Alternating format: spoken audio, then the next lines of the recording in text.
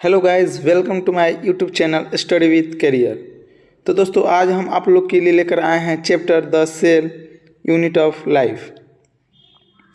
पिछले वीडियो में cell the unit of life introduction and discovery के पार्ट 1 में हम लोगों ने बातें की थी उसके इंट्रोडक्शन में कि सेल क्या होते हैं और सेल की डिस्कवरी किसने किया था।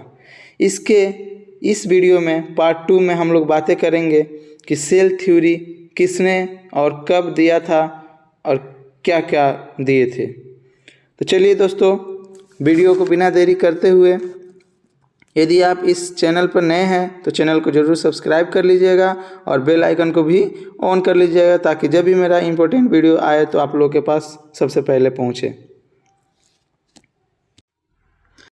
आज हम सेल थ्योरी में बातें करेंगे कि सबसे पहले सेल थ्योरी किसने दिया था और क्या क्या बातें उन्होंने बताई थी। तो 1838 में एक साइंटिस्ट थे मैथियस सिलिडेन, जो कि एक जर्मन बोटेनिस्ट थे। बोटेनिस्ट उनको बोला जाता है जो प्लांट पेड़ पौधों पे वर्क करते हैं, उस पर स्टडी करते हैं।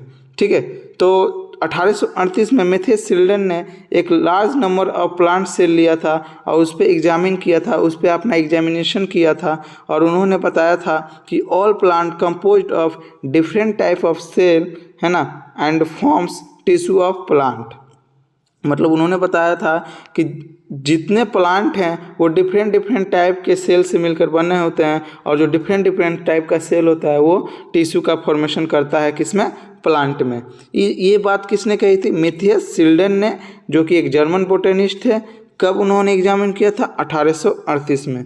उसके जस्ट एक साल बाद इन 1839 में एक दूसरे साइंटिस्ट आए जो कि उनके दोस्त थे, मैथियस सिलिडेन के दोस्त थे, है ना, थियोडर स्वान। वो एक ब्रिटिश जूलॉजिस्ट थे। उन्होंने स्टडी किया था different type of animal cells पे।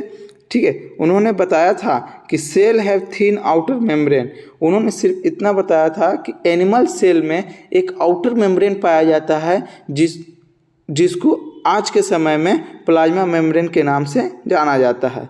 उन्होंने एनिमल सेल पे भी स्टडी किया, उन्होंने प्लांट सेल पे भी स्टडी किया।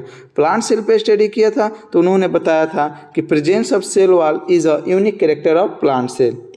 उन्होंने प्लांट सेल पे स्टडी किया तो उन्होंने बताया कि जो सेल वॉल प्रेजेंट होता है वो सिर्फ और सिर्फ प्लांट में प्रेजेंट होता है, जो कि उसका यूनिक कैरेक्टर है। और उन्होंने अपना दिया था कि एनिमल और प्लांट बॉडी जो होते हैं, एनिमल का बॉडी और प्लांट का बॉडी, ये सेल से मिलकर बने हुए हैं, है ना, जो कि सेल से मिलकर बने हैं और उसके प्रोडक्ट्स सेल के प्रोडक्ट से मिलकर बने हुए। तो इन्होंने हाइपोथेसिस में लिखा कि animal and plant body composed of cell and product of cell. इन्होंने सेल थ्योरी, दोनों ने मिलकर सेल थ्योरी का डेवलपमेंट किया। ठीक है, उसके बाद से ये हैं हमारे देखिए, ये हैं हमारे मैथियस सिलिडेन साहब और ये हैं हमारे थियोडर स्वान साहब। दोनों के दोनों दोस्त थे। ठीक है, अब आते हैं, आगे बढ़ते हैं। इसको लिख लीजिएगा आप लोग। दोनों ने, सिलिडेन ने और स्वान ने, दोनों मिलकर सेल थ्योरी का फॉर्मुलेशन किया था, है ना। उन्होंने बताया था, डेवलपमेंट किया था, लेकिन वो दोनों इस बात को नहीं समझा पाए थे कि जो नया सेल बनता है वो कैसे बनता है। ठीक है, सिलिडेन साहब ने, स्वान साहब ने ये तो बताया था कि plant and animal body composed of cell and its product of cell, लेकिन वो प्रोडक्ट ऑफ सेल कैसे बन रहा है इसको उन्होंने नहीं बताया था, जिसके कारण उनकी सेल थ्योरी को रिजेक्ट कर दिया गया। ठीक है, आगे चलकर 1855 में एक साइंटिस्ट आए, रुडोल्फ विर्चो, जो कि एक रशियन फिजिशियन थे। ठीक है, इन्होंने स्टडी किया और बताया सबसे पहले कि cell divide and new cell are formed. उन्होंने अपने भाषा, रशियन भाषा में बताया ओमनी सेल्यूला ई सेल्यूला। इसका मतलब होता है कि सेल डिवाइड करेगा और न्यू सेल आर फॉर्म्ड। और उन्होंने सेल थ्योरी के नाम पर अपना फाइनल शेप दिया और उन्होंने 2 कंडीशनें बताई। पहला, all living organism are composed of cell and product of cell. मतलब कि सारे के सारे और लिविंग ऑर्गेनिज्म, यहाँ पे उन्होंने बताया कि लिविंग ऑर्गेनिज्म, देखिए के बारे में बताया है इन्होंने। लिविंग और compose of cell and product of cell, मतलब सारे के सारे जीव, लिविंग जीव, सजीव जीव सेल से बने हुए हैं और उसके प्रोडक्ट्स के सेल के प्रोडक्ट्स से बने हुए हैं। दूसरी बात इन्होंने बताई कि all cell arise from pre existing cell, मतलब कि ये सवान और शिल्डन का इस बात को सही किया कि जो सारे के सारे सेल हैं वो अपने प्री एग्जिस्टिंग सेल से ही बने होते हैं, उत्पन्न होते हैं।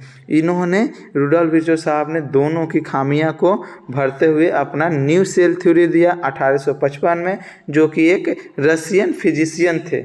यहाँ पे देखेंगे हम लोग, ये है हमारे विर्चो साहब, रुडोल्फ विर्चो साहब, ये ठीक है।